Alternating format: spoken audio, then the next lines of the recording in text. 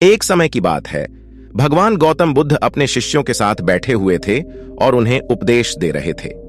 तब उन्होंने अपने शिष्यों से कहा, क्रोध इंसान का सबसे बड़ा दुश्मन है।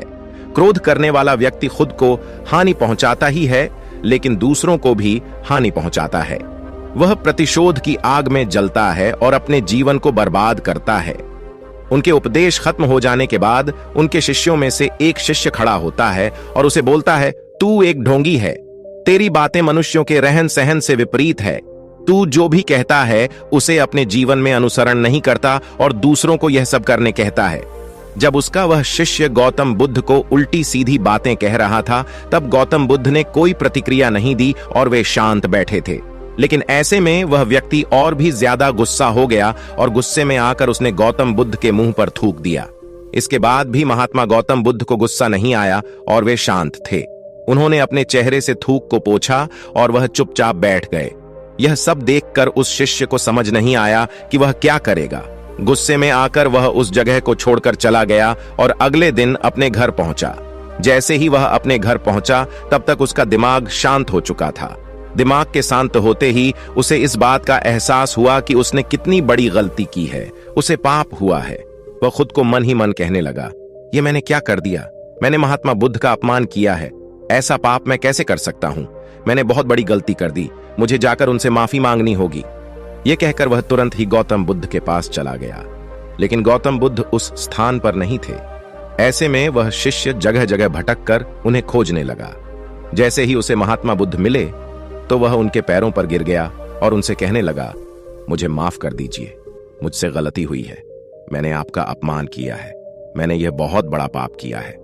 यह सब देखकर गौतम बुद्ध ने उससे कहा, शांत हो जाओ। क्या बात है, मुझे बताओ, तुम कौन हो?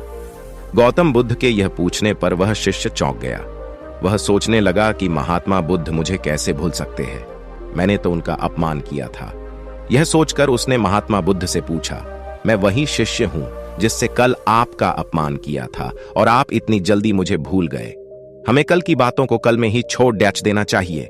वह अच्छा हो या बुरा, उसके बारे में बार बार विचार नहीं करना चाहिए। मैं बीती हुई बातों को पीछे छोड़कर आगे चलता हूं और ऐसा ही हम सबको भी करना चाहिए, महात्मा बुद्ध ने उस शिष्य से कहा।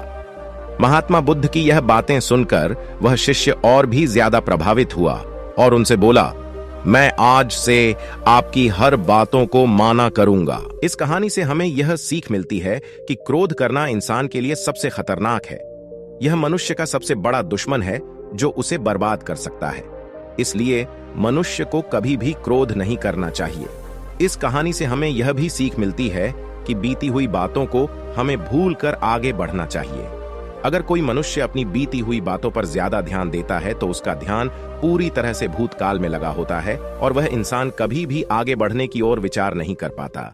इसीलिए हमेशा पुरानी बातों को छोड़कर आगे बढ़ने की सोचें। एक समय की बात है, गौतम बुद्ध अपने शिष्यों के साथ एक सफर पर थे।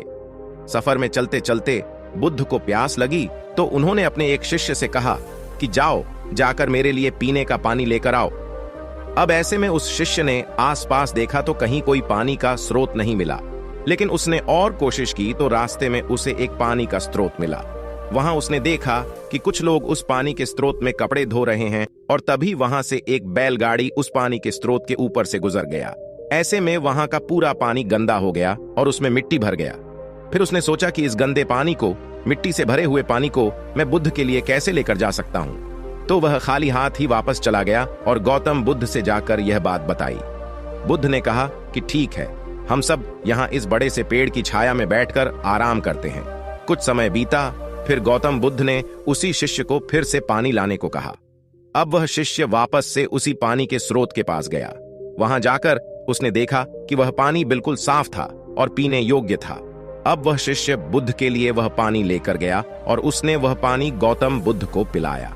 बुद्ध ने सबको यह बात बताई कि जिस तरह से पानी में कीचड़ मिट्टी फैल गई थी, लेकिन उसे थोड़ी समय तक छोड़ देने तक उसका सारा मिट्टी नीचे बैठ गया और वह पानी वापस से साफ हो गया।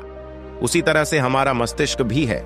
जब हमारा मस्तिष्क अशांत हो तब उसे वक्त देकर उसे शांत करो। हमारा मस्तिष्क भी थोड़े समय के बाद शांत जरूर होगा। अशांत मस्तिष्क से कोई भी निर्णय नहीं लेना चाहिए। बस हमें करना यह है कि हमें अपने मस्तिष्क को थोड़ी देर तक शांत रखना है, जिससे कि हम अच्छे फैसले ले सकते हैं। अशांत मस्तिष्क से लिए हुए फैसले हमेशा गलत होते हैं। हमें हमेशा शांत मस्तिष्क के साथ ही कोई निर्णय लेना चाहिए, जिससे कि गलतियां होने की गुंजाइश कम हो जाती है।